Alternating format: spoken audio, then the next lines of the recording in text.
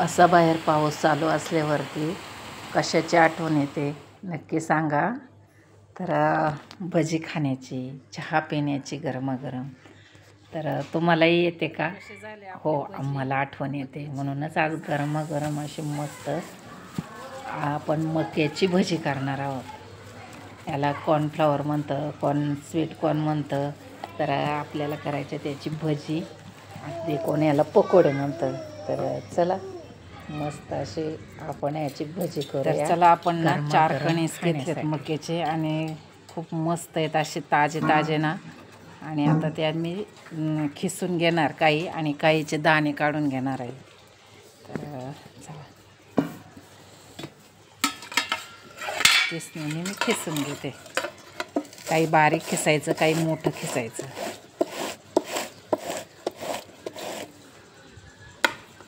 काही दाणे काढायचे आणि काही असं खिसून घ्यायचं मस्त असं.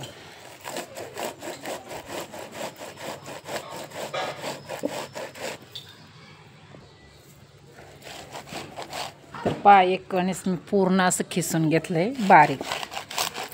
आता काही आपण ना सुरीने कापून घेऊ.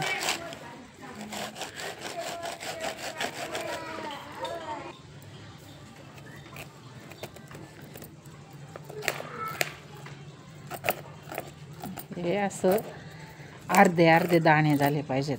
पूर्ण पण नाही, अख्खा दाणा गेला पाहिजे. अर्धे तुकडे झाले ना ते चांगले होतात.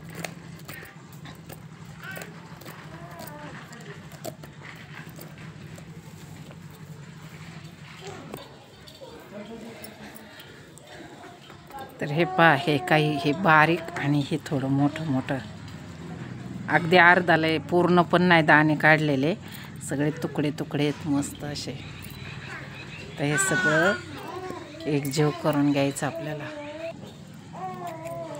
अजून एक कणीस आपण असंच करून घेणार आहोत. लय बारीक पण नाही आणि लय मोठं पण नाही ठेवायचं. एकदम असं कुरकुरीत होतील भजी त्यामुळे.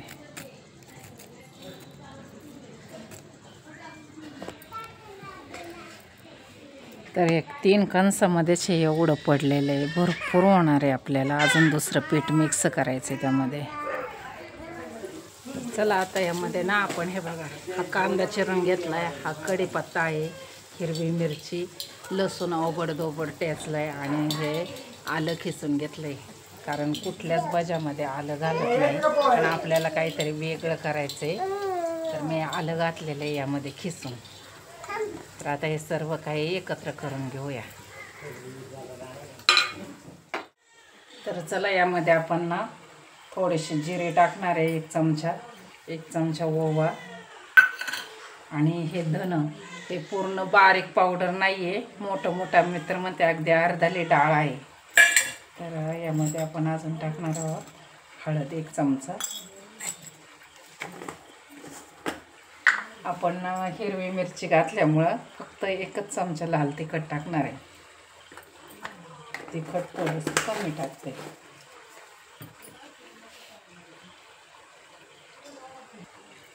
थोडासा आपण गरम मसाला आणि एकदम थोडासा असा चाट मसाला. हे सगळे मसाले मी आता टाकून घेतले. आता आपल्याला टाकायचं यात बेसन पीठ. आणि यामध्ये बघा आपण एवढं बेसन पीठ घालणार आहोत, 1 वाटी. फुल नाही आहे, कमी. आणि हे तांदळाचं पीठ. आणि चवीप्रमाणे आपण इथं मीठ घालणार आहोत. आणि आपण घालणार आहोत त्यामध्ये थोडीशी कोथिंबीर, वाळवलेली कोथिंबीर आहे. तर ती एवढीशी घालणार आहोत. चला आता आपण हे पीठ ना छान एकत्र करून घेऊया सगळं. आणि पाणी लागल तसंच घालायचं, कारण मक्याची कणस ओली होती अगदी, म्हणजे ताजे. त्यामुळं पाणी जास्ती काही घालायचं नाही. पाहिजे तेवढंच आपल्याला पाणी टाकायचं त्यात.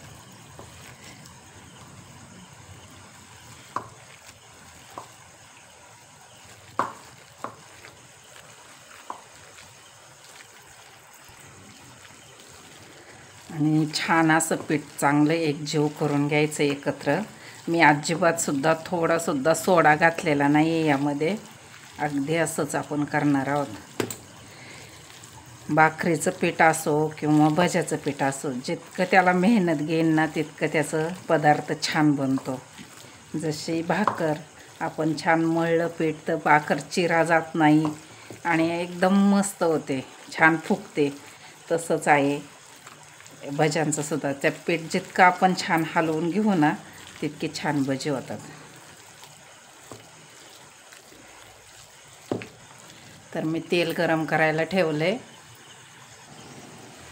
आणि आपलं तेल गरम झाले तर आपण आता थोडी काढून घेऊया.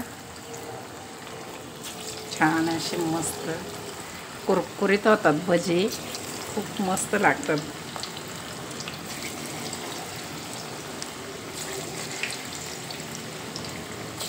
सध्या मका मिळते चांगल्यापैकी. आपले शेतातले कणस आहेत आणि मग त्याचे काय उकडून त्याची फ्राय बनवायची, कधी भजी बनवायची, कधी उकडून त्याचे दाणे खायचे, मीठ आणि लिंबू लावून. अगदी मस्त लागतात. आणि पाऊस काळ म्हटलं की हे सगळं येतच.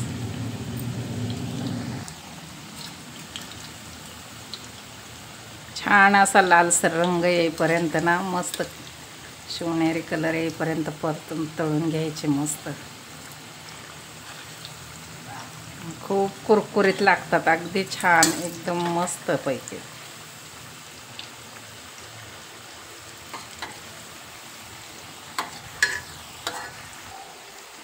आणि आपल्या बेसन पिठाच्या भज्यांपेक्षा याला थोडासा वेळ जास्ती लागतो कारण काही दाणे अर्धाले अख्खाले आहेत त्यामध्ये ना, मग त्यामुळे थोडंसं जरा चांगलंपैकी तळून द्यायचं आणि खूप मस्त खुसखुशीत असे होतात. तर हे बघा आता आपले तळून तयार झालेत. आता मी काढून घेते.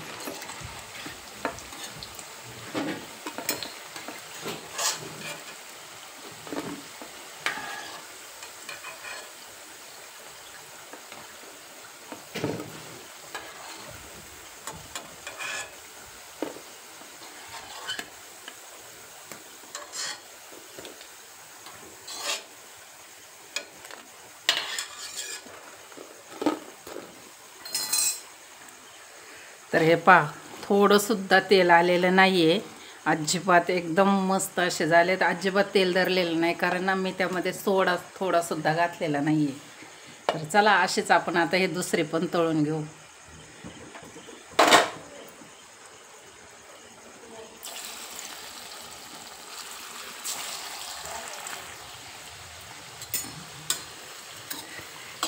तर पहा, ही पण किती मस्त असा घाणा झालेला आहे आपला. पहिला एक, हा एक. खूपच छान झालेत, कुरकुरीत अगदी.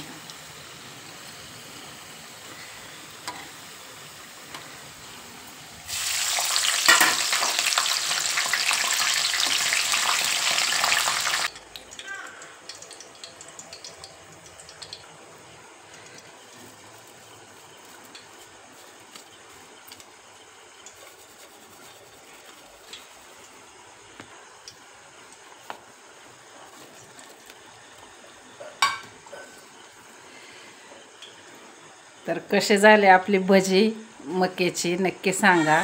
आणि व्हिडिओ आवडल्यास लाईक सबस्क्राईब करा. तर पुन्हा भेटूया एका नवीन अशाच व्हिडिओमध्ये. तोपर्यंत धन्यवाद.